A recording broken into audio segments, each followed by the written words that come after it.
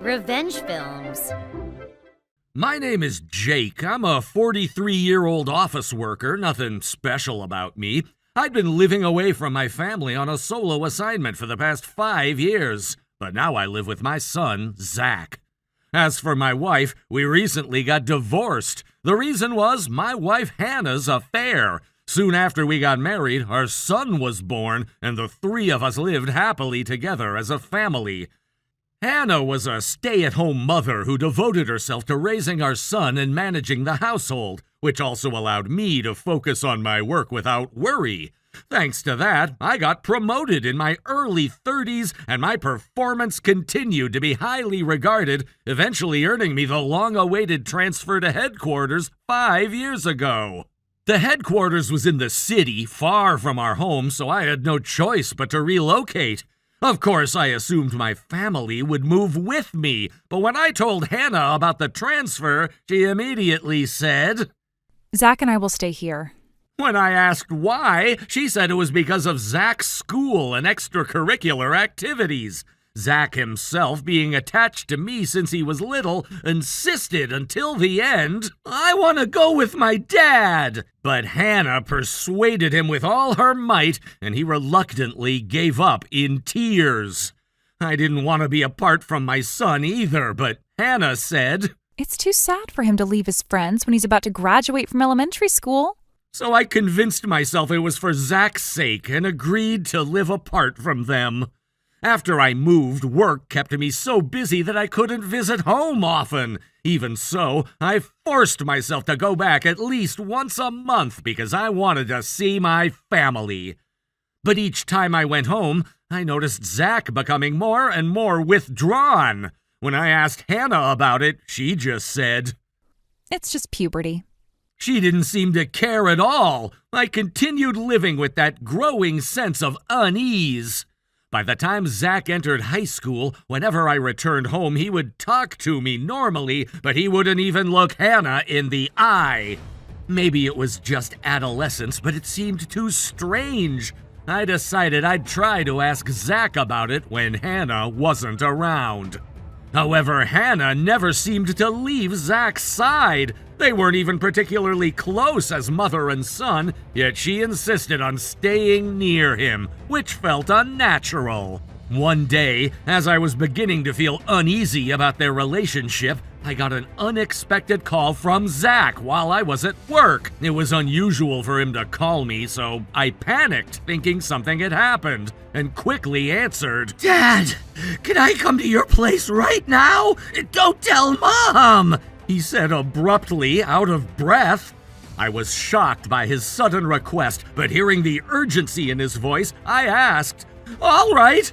Do you have money?" He replied, "No, I'll go by bike. It takes 2 hours one way by bullet train, so riding a bike was out of the question." I immediately left work early, rushed to the station, and got on the bullet train to pick him up. When I arrived, Zach was waiting with a large bag. As soon as he saw me, he said, "I don't want to go back home. Can I just come to your place like this?" I did as he asked, bought a return ticket, and we headed straight back. On the way home, Zach, finally looking relieved, revealed a shocking truth. According to him, ever since I started living apart for work, Hannah had been bringing strange men into our home. Fearing that Zach would tell me, she had deleted my phone number from his phone and made sure that whenever I visited, Zach and I were never left alone together. Zach said he had been waiting for the right moment to reach out to me. That day, Hannah had gone out and forgotten her phone at home. Seeing the chance, Zach copied my number from her phone, packed his things, and left the house. Hearing everything, I was filled with rage toward Hannah. I figured that once she realized Zach was gone, she would call me, so I decided to wait without contacting her. However, 3 days passed with no call from her, and summer vacation began. I had already informed Zach's school that he would be absent due to family circumstances, so he was able to go straight into the summer break and had his assignments mailed to him. Despite Zach's disappearance, Hannah never reached out. My anger toward her turned into pure disappointment. Around the time I was starting to think I would have to hire a lawyer and file for divorce if Hannah continued not contacting me, I got a call from her about a month after Zach had come to live with me. She said, Why didn't you come home for Opon? Zach was waiting for you. But never mind that. I'm on a trip right now, so even if you came home, no one would be there. When I asked, a trip? She lied shamelessly. I'm on a trip with Zach. I wish you could have come too, honey. At that moment, I lost my temper and simply said, Zach has been with me for a month. Hannah went, Huh? Then she fell silent. I can never trust someone who cheats and hides the fact that their child is gone. We're done. I'm divorcing you. Then hung up.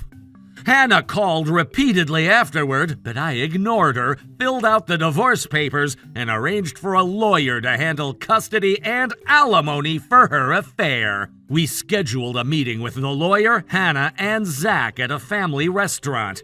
Hannah arrived looking awkward, glancing between Zach and me, and said, I was worried. You should have said if you were going to go to Dad's. She tried to look concerned. Zach and I just exchanged a silent, strained smile. I told her, I know about your affair. Zach told me. I'm gonna claim alimony. She immediately denied it. I didn't cheat. Oh, don't just believe what Zach says. Claiming Zach was lying. At that point, Zach, who had been silent, showed his phone and said, I've got plenty of proof. On the screen were photos of Hannah in bed at home with another man. Zach had anticipated this and kept the evidence. With no way to deny it, Hannah was confronted, and it came out that she had been cheating even before I started my solo assignment. She had encouraged me to move away so she could see her affair partner freely. After a series of discussions with the lawyer and considering the significant negative impact her actions had on Zach, the alimony was set high and custody was granted to me. Until the very end, Hannah kept saying, It was a moment of weakness. I won't do it again. Please forgive me. But I told her firmly, I'm divorcing anyone who doesn't put our son first, making it clear I had no intention of forgiving her. Afterward, she and her affair partner paid alimony, and I moved from my small solo assignment apartment to a larger condominium. Zach said he had planned to live with me after graduating high school, so with the divorce finalized, he transferred schools and came to live with me. Once that was settled, I gave up the apartment where I had been living alone, leaving Hannah with nowhere to go. Her affair had been part of a double relationship, and after the divorce, when she asked her lover, Take your responsibility and marry me.